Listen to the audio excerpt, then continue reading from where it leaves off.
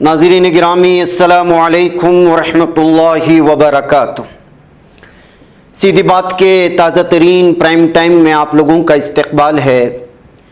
नाज़रीन गिरामी, मैं अंसार अज़ीज़ नदवी इस वक्त आप लोगों के सामने कुछ अहम तरीन ख़बरें, कुछ वायरल वीडियोस और कुछ तनकीदी तज़्ज़िये लेकर के हाज़िर हुआ। तफसीलात में जाने से पहले आप लोगों से जो दरख्वास्त होती है उस पर तवज्जो करने की अपील करूंगा। उसकी तफसीलात नीचे दी जा रही हैं।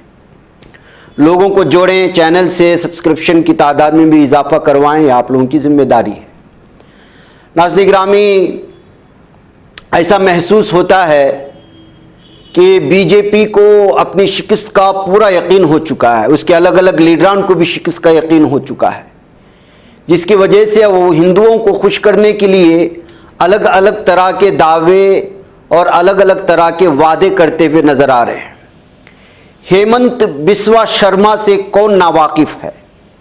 आसाम का ये वजीर आला है और आसाम में मुसलमानों के साथ जो नाइंसाफ़ी कर रहा है और मदारिस के साथ जो नाइंसाफ़ी कर रहा है और अलग अलग तरह के कवानीन ला कर के एक मखसूस कौम को हरासां व परेशान करने की जो कोशिश की है वो जग जाहिर है। इसको भी हार का शायद यकीन हो चुका है, तो अब फिर मस्जिद और मंदिर को ले आया। मशरिकी दिल्ली लोकसभा सीट से बीजेपी के उम्मीदवार हर्ष मल्होत्रा के हक में लक्ष्मी नगर में इंतखाबी जलसे से इस शख्स ने खिताब किया और फिर उसने कहा कि लोकसभा इंतखाबात में जब बीजेपी 400 के पार जाएगी तो मथुरा में कृष्ण जन्मभूमि पर मंदिर तामीर किया जाएगा और काशी में ज्ञानवापी मस्जिद के मकाम पर बाबा विश्वनाथ का मंदिर तामीर होगा। इसने कहा कि मुगलों ने जो भी कारनामा अंजाम दिया था उसमें से अभी बहुत कुछ साफ करना बाकी है। आसाम के वजीर आला ने यह भी कहा कि बीजेपी ने अयोध्या में आलीशान राम मंदिर तामीर करने का अपना वादा पूरा कर दिया, इसलिए इस मर्तबा जीत भी बड़ी होनी चाहिए। तो नाज़रीन गिरामी, उसने कश्मीर का भी तस्करा किया, पाकिस्तान का भी तस्करा किया और न जाने क्या क्या सब कुछ कहता रहा, लेकिन लोगों को किस तरह से आम आवाम को फ़ायदा पहुंचाया जाएगा, रोज़गार किस तरह दिया जाएगा, महंगाई में किस तरह कमी लाई जाएगी, इस पर कोई गुफ्तगू शुनीद नहीं। तो जाहिर सी बात है नाज़रीन गिरामी, इस वक्त बीजेपी के सारे नेता हिंदू मुस्लिम के नाव पर सवार होकर के ही पार होना चाहते हैं। अब देखना यह है कि मथुरा और काशी मंदिर वगैरह तामीर करने के दावे के साथ भी क्या ये कामयाब हो पाएंगे, या फिर जो है हिंदुस्तान की आवाम जो इस वक्त होशियार हो चुकी है वो इनको जो है किनारा करेगी। अब देखिए, पीएम मोदी साहब कब क्या बोलते खुद शायद उन्हें भी पता नहीं होता। पूरी दुनिया के सामने बोल देते हैं, मुसलमानों का नाम ले लेते हैं, घुसपैठिए बोल देते हैं, ज़्यादा बच्चों को जन्म देने वाले कहते हैं, और फिर दूसरे दिन जब पता चलता है उसकी मुखालिफतें बढ़ जाती हैं। अब जब पता चलता है कि जो है हार और शिकस्त भी सामने आ रही है तो फिर जो है झूठ बोलना शुरू कर देते हैं कि मैंने ऐसा कहा ही नहीं। एक मशहूर चैनल के एक एंकर को, लेडी एंकर को इंटरव्यू देते हुए उन्होंने कहा कि मैंने हिंदू और मुसलमान का नाम लिया ही नहीं। जिस दिन मैं हिंदू मुसलमान की जो है सियासत करूंगा उस दिन मैं सियासत में रहूंगा नहीं, बल्कि सियासत से सुबुकदोश हो जाऊंगा। ये बयान देने के बाद जाहिर सी बात है कि पूरे भारत में उनके उस बयान को सुना था।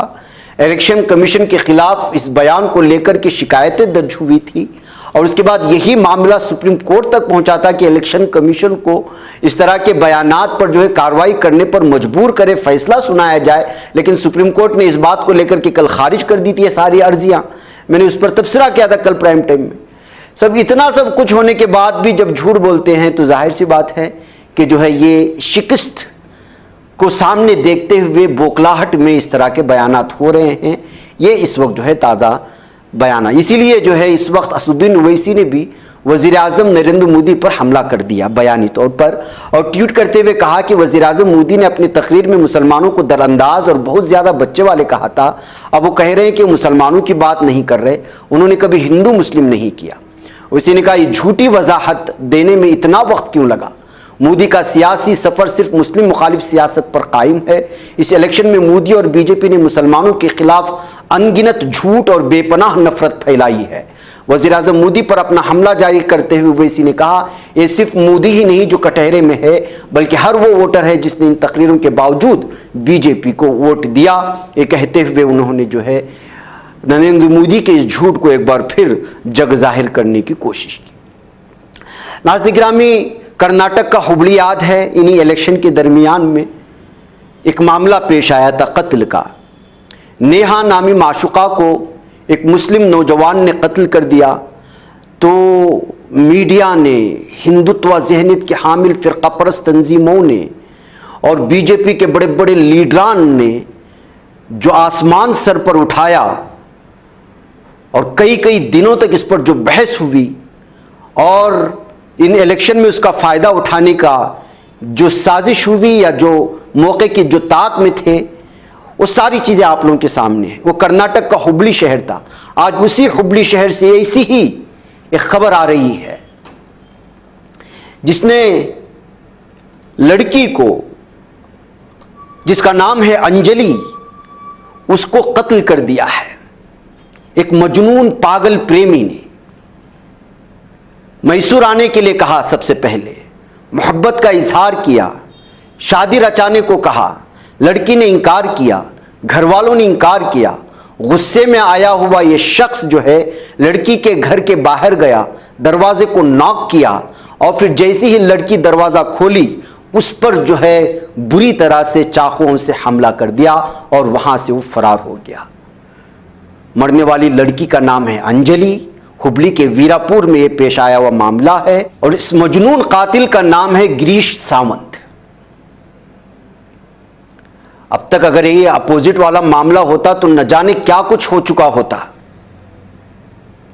हमेशा की तरह मुस्लिम मुखालिफ माहौल बनाने, इसका मामला धर्म से जोड़ने और पागल आशिक कातिल भी हिंदू और उस पर हमला करके कत्ल जो किया वो भी हिंदू होने की वजह से बीजेपी भी खामोश है और मीडिया भी खामोश।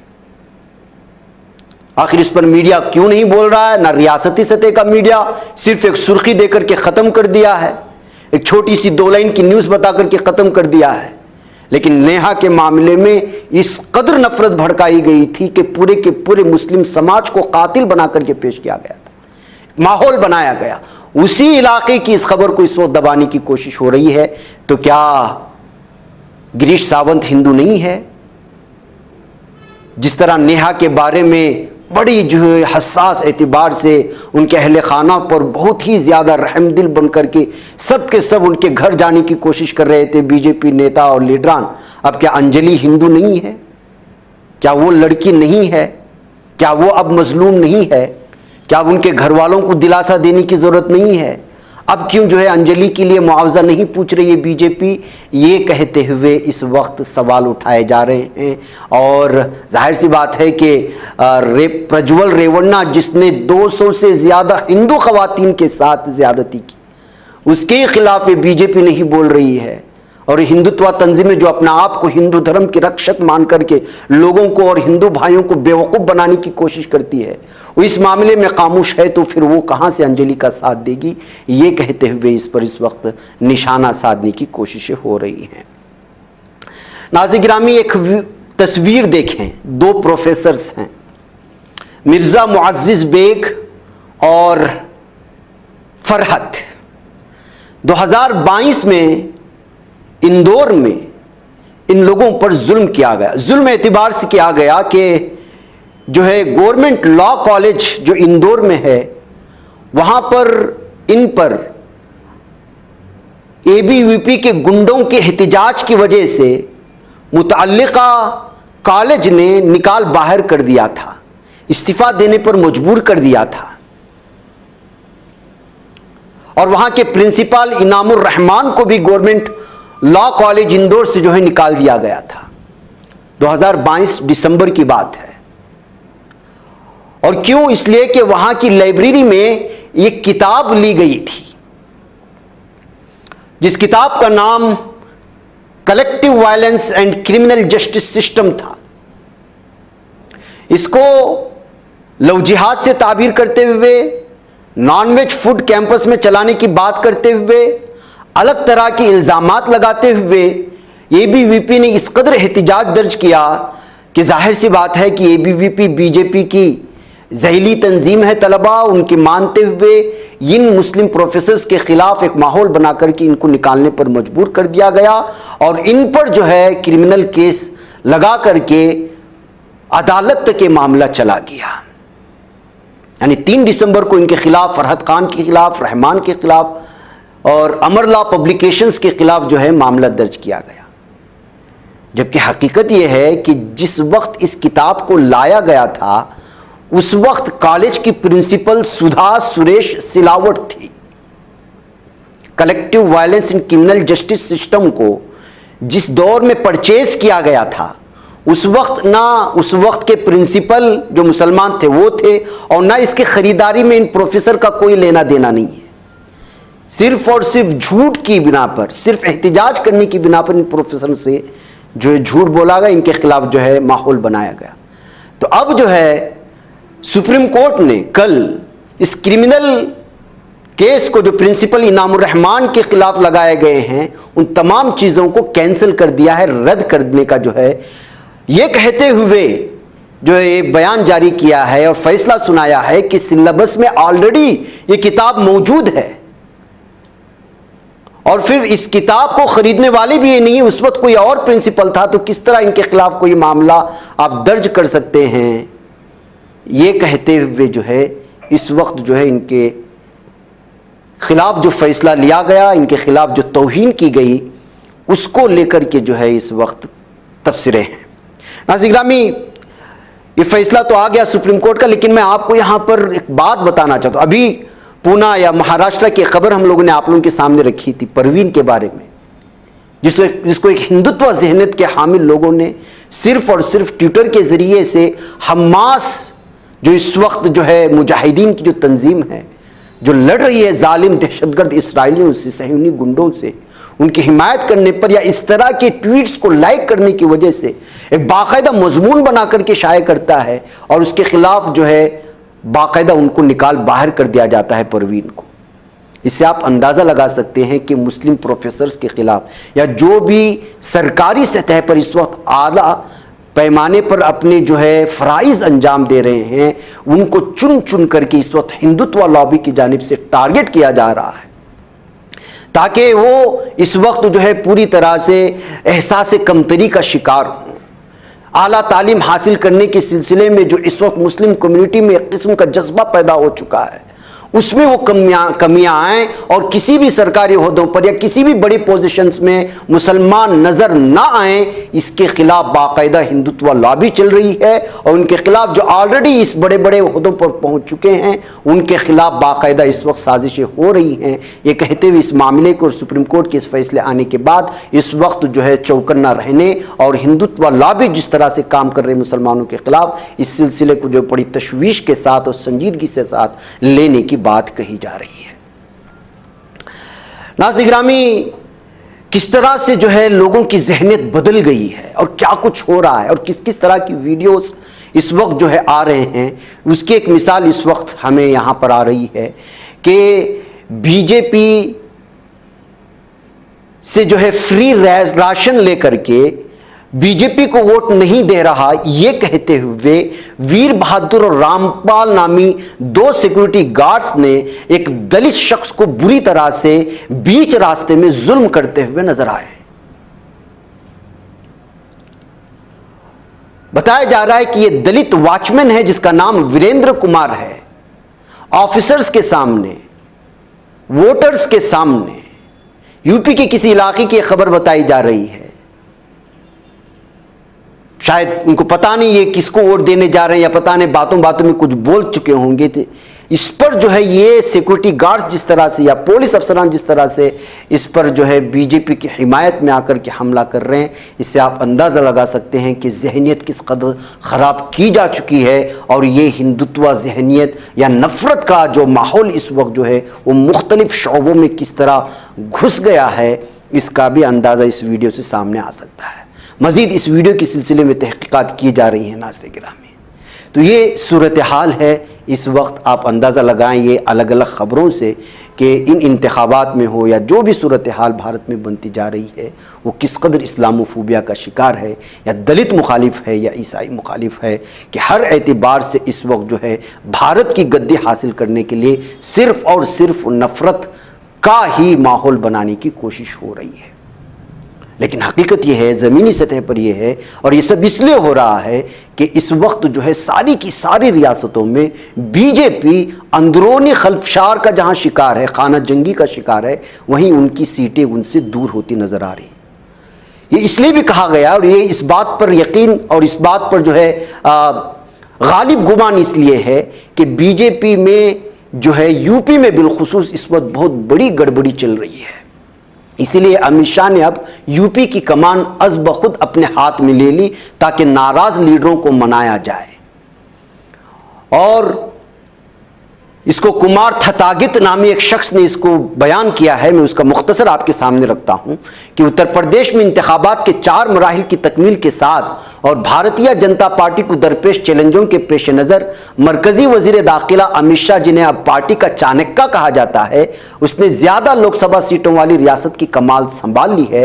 नाराज क्षत्रिय लीडरों को राज़ी करना हो, उन्हें पार्टी में शामिल करना हो, या फिर सीटों के हिसाब से मसाइल पैदा करने वाले लोगों को पटरी पर लाना हो, अमित शाह इन सब मामलों को सुलझाने में मसरूफ हो गए।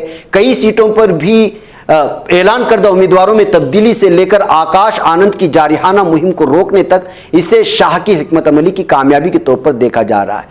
और चूंकि इस वक्त 4 मरहले की वोटिंग हो चुके हैं, ऐसी सूरत हाल में जो एग्जिट पोल बता रही है वो ये है कि इंडिया अलायंस को ज़्यादा सीटें मिल रही हैं।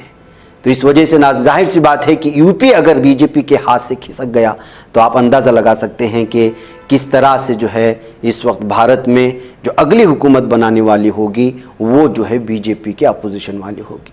यही सूरत हाल इस वक्त अलग अलग लोगों के बयानात से भी सामने आ रहे हैं। बीजेपी लीडरान जिस तरह बौखलाहट का इजहार कर रहे हैं, और फिर इस तरह से जो यूपी में अमित शाह का जाके बैठ जाना और वहाँ पर अलग अलग लीडरों को, नाराज़ लीडरों को मनाने की बातें सामने आना, वो इसी बात की जानिब इशारा करता है। ये कहते हुए अलग अलग तफसीरें इस वक्त सुनने और पढ़ने को मिल रहे हैं।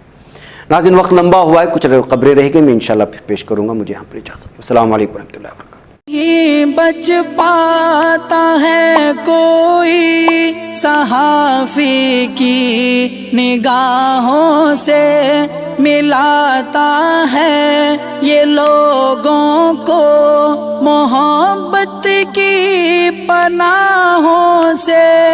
करम और दर्द मंदी का है एक संसार, सीधी बात। अज़ीमत जुर्अतो हिम्मत का है इज़हार, सीधी बात।